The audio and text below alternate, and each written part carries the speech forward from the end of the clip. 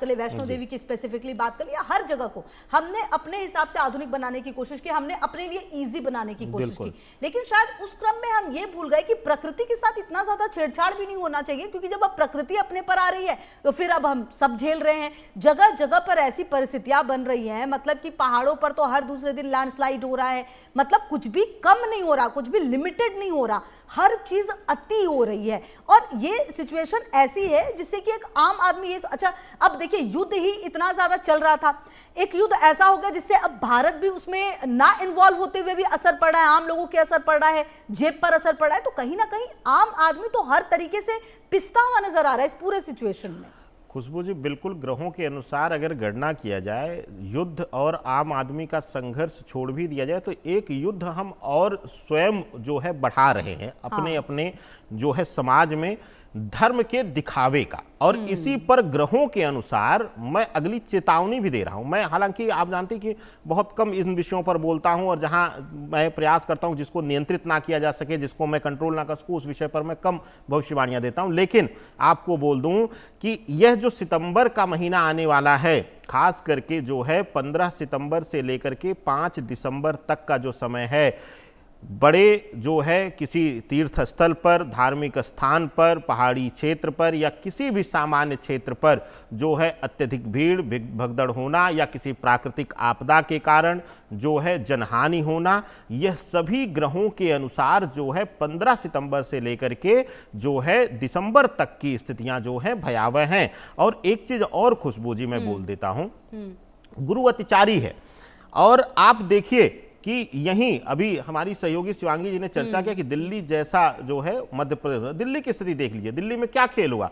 यही स्थिति जो है, यही इस्तीफा 20 दिन पहले हो गया होता तो शायद बहुत सारे बच्चे लाठी खाने से बच जाते, डंडा खाने से बच जाते, जो है सरकार का भी शायद जो है वाहवाही होती कि उन्होंने युवाओं को जो है प्राथमिकता दिया। लेकिन गुरु अतिचारी है, बार बार बोल रहा हूं मैं, गुरु अतिचारी मान मर्दन करता है, अहंकार को तोड़ता है, अहंकार को समाप्त कर देता है। आप देखिए इस बीच जो है धर्म के क्षेत्र में जो होंगे, जो धर्म गुरुओं का रूप दे करके वेशभूषा लेकर के बैठे होंगे, उनके अंदर अहंकार आएगा। अभी मैं जल्दी ही, आज ही की खबर है कि मैं सुन रहा था किसी राष्ट्रीय चैनल पर जो है एक धर्म का चोला ओढ़ करके गाली गलौज कर रहे थे। तो ये क्या है? ये गुरु अतिचारी है, ये प्रभाव समाप्त कर देगा अगर आप जड़ से नहीं जुड़ेंगे, अगर आप मूल से जुड़ करके नहीं रहेंगे, अपनी रूट से जुड़ करके नहीं रहेंगे, तो यह आने वाला समय समाप्त कर देगा, पुनर्निर्माण कराएगा। और विशेष बात ध्यान देना है कि सितंबर 17 के बाद जैसे 18 से जो है मंगल नीच का होगा, आप देखिए नवंबर तक की जो स्थिति है खुशबू जी, वह बहुत भयावह रहने वाली है। खास करके हम दुनिया का छोड़ने कहते हैं, अपना घर सलामत तो बाकी का फिर देख लिया जाएगा।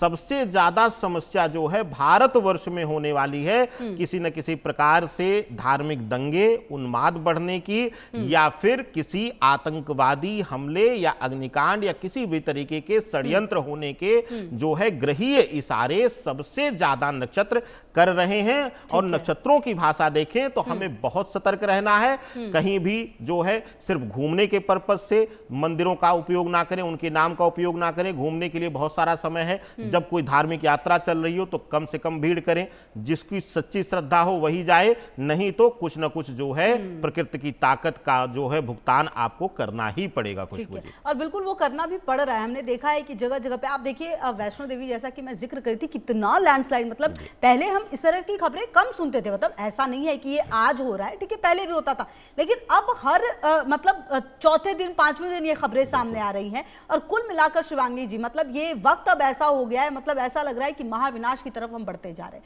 मतलब एक तरफ दुनिया में इतने सारे युद्ध चल रहे हैं जिसका असर भी पड़ रहा है, दूसरी तरफ प्रकृति की मार भी है। मतलब आम आदमी के लिए ये एक संकेत है कि अब आपको संभल जाना होगा, ये लास्ट वार्निंग है शायद। बिल्कुल। गुरु जो है ना वो तो अतिचारी है ही, शनिदेव जो है वो गुरु की ही राशि में है। तो यहाँ समझने वाली बात है, बिल्कुल राकेश जी ने जैसे कहा कि दिखावे का नहीं चलेगा, पाखंड का नहीं चलेगा। अगर कोई भी व्यक्ति विशेष के लिए नहीं बोल रही हूँ, कोई भी व्यक्ति अगर चाहे वो किसी भी क्षेत्र का है, अगर वो धर्म का पाखंड कर रहा है तो उसको भी डाउन में लाएगा ये गुरु। और कहीं कोई देश में भी ऐसा हो रहा है तो उसको भी डाउन में लाएगा, क्योंकि शनिदेव कर्म फल दाता है। आप गलत कर्म करेंगे तो फल का भुगतान वो आपको देंगे ही देंगे। तो धर्म का दिखावा ना करें, धर्म को अपनाएं, समझें कि धर्म है क्या। धार्मिक होना, आध्यात्मिक होना दो अलग पहलू होते हैं। तो मैं कहूँगी कि धार्मिक होना बहुत अच्छी बात है, लेकिन उससे भी अच्छी बात है कि आप आध्यात्मिक हो जाएं, दिखावा ना करें, जो हैं जैसे हैं उसको आत्मसात करें, तो काफ़ी सारी चीज़ें ठीक हो जाएंगी। अब प्रकृति का जब हम विनाश करते चले जा रहे हैं और प्रकृति को ही हमारी दुर्गा सप्तशती में देवी बताया गया है, या देवी सर्वभूतेषु प्रकृति रूपेण संस्थिता नमस्तस्यै नमस्तस्यै नमस्तस्यै नमो नमः। जब उसको आदि शक्ति बताया गया है, पराशक्ति बताया गया है, उसी पराशक्ति पर हम इतना कचरा डाल रहे हैं, हम कितना पॉल्यूटेड कर रहे हैं। बात गंगा की करूं, यहाँ अभी कांवड़ यात्रा जो हुई है हरिद्वार में, कितना बुरा हाल वहां पर कर दिया है। तो धर्म के नाम पर दिखावा क्यों? धर्म के नाम पर वो बियर पी रहे हैं, वो विस्की पी रहे हैं, वो अपने रूम में बैठ के पियो ना, और शिव जी से उसको कनेक्ट कर रहे हैं। तो धर्म के नाम पर ये दिखावा क्यों कर रहे हो? आप आराम से जाइए, आराम से कांवड़ लीजिएगा। गंगा किनारे गंदगी क्यों फैला रहे हो? उसी गंगा को पतित पावनी माँ मानते हैं हम, और उसी में हम गंदगी फैला रहे हैं। तो ये तो हमारा ही दायित्व है ना कि हम स्वच्छता की तरफ जाएं। जहां हम ये सारी चीजें बढ़ाएंगे तो विनाश तो होगा ना।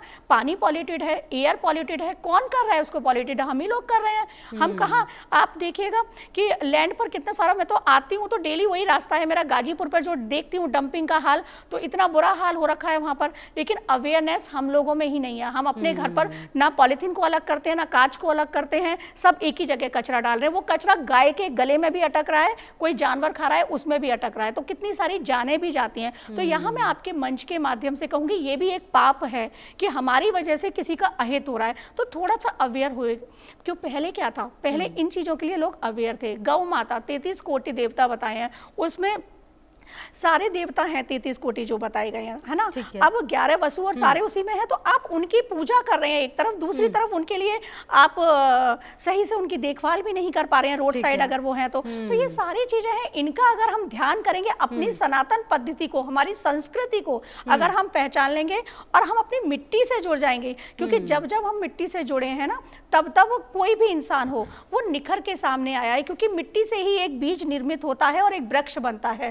तो मिट्टी वो चीज है, तो हमें जड़ों से जुड़ना चाहिए। और जब हम जुड़ेंगे तो ये प्राकृतिक आपदाएं वगैरह सब कुछ धीरे धीरे कम होंगी। वैष्णो देवी की आपने बात कही, तो मैं कहना चाहूंगी, वैष्णो देवी में आप जा रहे हैं, अब पहले कितने लोग जाते थे, अब तो लाखों की तादाद में लोग जाते हैं, लेकिन कर क्या रहे हैं वहां पर भी वही सेल्फी के, मतलब सेल्फी के मैं खिलाफ नहीं हूँ, मैं भी लेती हूँ, अभी शो के बाद मैं भी फोटो लूंगी। लेकिन बात यह है कि पहले जो आप दर्शन करने गए हैं वो तो आप करें, आप अपनी ऊर्जा जो है, देवता की जो ऊर्जा है उससे कनेक्ट तो करो। देवता की ऊर्जा से लेना देना नहीं है, सिर्फ पिकनिक चल रही है, वहां पर जाकर चीजें गलत हो रही हैं।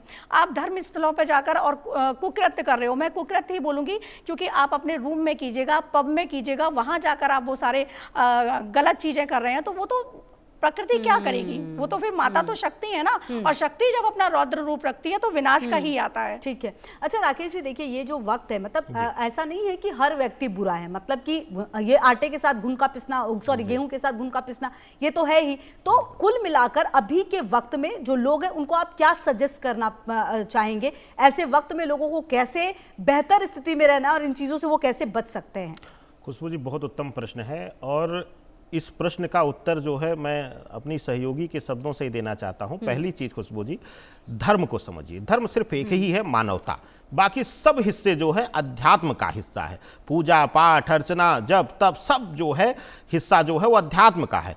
धर्म अगर आपने समझ लिया, मानवता को समझ लिया, तो आप जो है प्रकृति को भी समझ पाएंगे, आप जो है अपने जीवन के मूल आधार को भी समझ पाएंगे, आप भ्रमित नहीं होंगे, आप किसी को अपशब्द नहीं बोलेंगे, किसी के पद्धति को अपशब्द नहीं बोलेंगे। तो सबसे पहले आपको धर्म समझना, धर्म मानवता है, जीव की रक्षा है, जीव के प्रति जो है एक जो है संभाव है। यही आप अगर समझ लिए तो आपको पूरे प्रकृति का जो है सार मिल जाएगा, और प्रकृति रक्षा के लिए सदैव आप कदम बढ़ाएंगे। इसमें एक आह्वान मैं सरकारों से भी करना चाहता हूं। खूब हम प्रसन्न हो रहे हैं, हाईवे बन रहे हैं, एक्सप्रेसवे बन रहे हैं, एक वृक्ष आपको दिखता है खुशबू जी किसी भी एक्सप्रेसवे हाईवे पे जाते हुए? पहले किनारे जो है वृक्ष रहते थे, कोई भी थक जाता था, किसी की कोई दिक्कत होती, छांव ले लेता और वो हमें ताजी हवा देते थे। आज किसी भी हाईवे पर वृक्षारोपण नहीं हो रहा है। मैं सरकारों से और लोगों से निवेदन करना चाहूंगा कि खुल करके आए, प्रकृति की सबसे बड़ी ताकत है वृक्षारोपण। बिल्कुल, बहुत शुक्रिया। इसी नोट पर मैं कार्यक्रम को समाप्त करती हूँ। बहुत शुक्रिया आप दोनों का मेरे साथ इस खास कार्यक्रम में जुड़ने के लिए।